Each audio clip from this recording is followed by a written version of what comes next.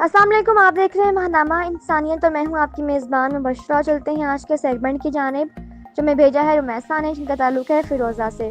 یوم تکبیر، جس دن انڈونیشیا سے لے کر مراکش تک مسلمانوں نے چراغاں کیا، روشنیاں منائیں۔ یوم تکبیر 28 مئی 1998۔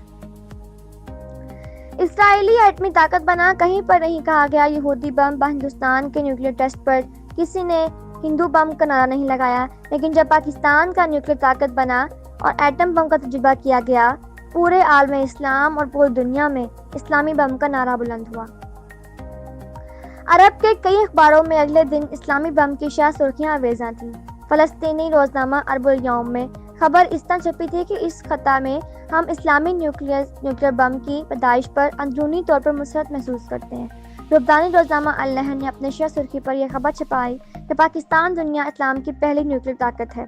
ایک اور لبنانی روزنامہ الحیات کہتا ہے کہ پاکستان دنیا کا 7واں اور عالم اسلام کا پہلا نیوکلیئر طاقت کا حامل ملک ہے۔ ایک اور عرب روزنامہ الاشراق میں ایک مضمون چھپا جس کا موضوع تھا اسلامی بم ایک خواب جو شرمندہ تعبیر ہوا۔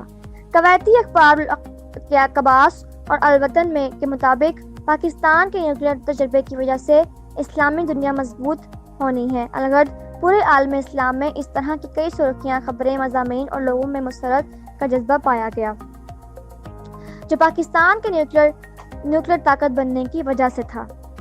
آسان نہیں مٹانا نام و نشاں ہمارا۔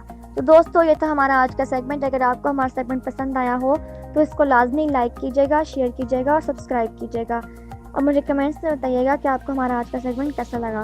ماہنامہ انسانیت اوکل اپلیکیشن پر ہر ماہ مفت حاصل کریں۔ اپلیکیشن کا لنک ویڈیو کے ڈسکرپشن میں موجود ہے۔ شکریہ۔